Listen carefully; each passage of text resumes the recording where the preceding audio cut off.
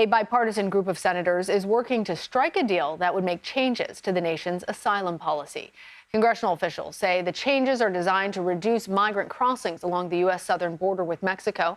And this comes as illegal border crossings have reached record highs during the past 2 years. CBS News immigration reporter Camilo Montoya-Galvez is following this. He joins us now from our Washington bureau. Camilo, Congress has tried to pass bipartisan immigration reform so many times before. Is this time expected to be different? I mean, you're right about that, Lana. It certainly feels like we've been here before many, many times.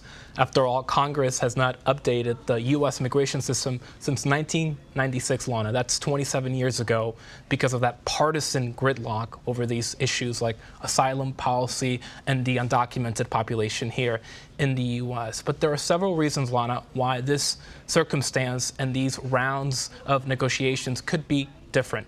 The first one is that this is taking place in the context of a broader discussion, Lana, over President Biden's national security request, which includes assistance to Israel and Ukraine, as well as border security money. And Republican lawmakers, Lana, have conditioned any additional aid to Ukraine to concrete policy changes along the U.S.-Mexico border to reduce unlawful migration there. And the White House and congressional Democrats and many Republicans really want to pass this additional military aid to Ukraine. The second reason, Lana, is that the White House, as you know, is under this escalating and intensifying pressure politically to limit the number of people entering the U.S. along the border, mainly because of that local criticism that it is getting from places like New York and Chicago that are struggling to house migrants. So Senator Kristen Sinema, the independent from Arizona, told me that there is an urgent need and that she and the other senators working on this see an urgent need to address what she called a porous border. And they believe this is a foremost priority for the Congress and also for the administration. So there is a window of opportunity here, Lana. It is limited, but it is there. Camilo, what are the specific changes to asylum policy that these lawmakers expect to get through?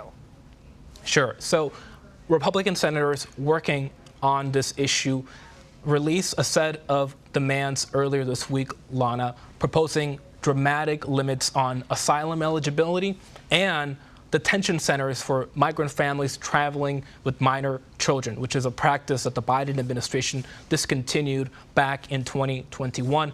They also want the return of several Trump-era border policies, such as the Remain in Mexico program that requires people to wait for their asylum cases outside of the U.S., and the Title 42 pandemic policy that allowed border agents to just summarily expel migrants back to Mexico or to their home countries.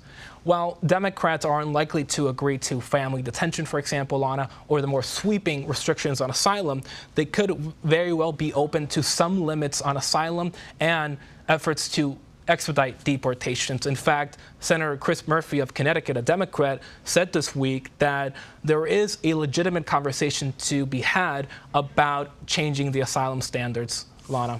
Yeah, so what hurdles might this potential deal face then? Well, it's important to underscore, Lana, that any bipartisan Senate deal is going to garner criticism from the left and from the right.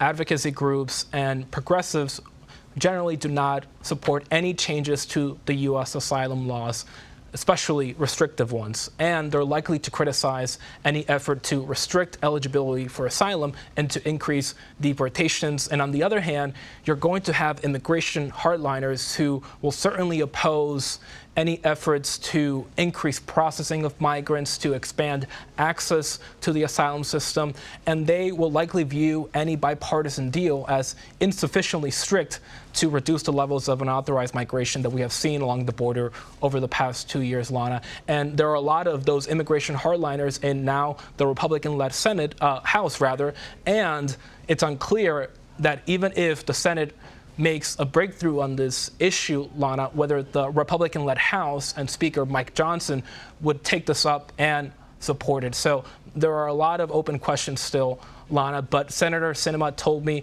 that she is trying very hard to get this done and that she and her colleagues involved in these negotiations are trying to look for a middle-of-the-ground approach on this issue. All right, Camilo Montoya-Galvez, thank you. Thank you.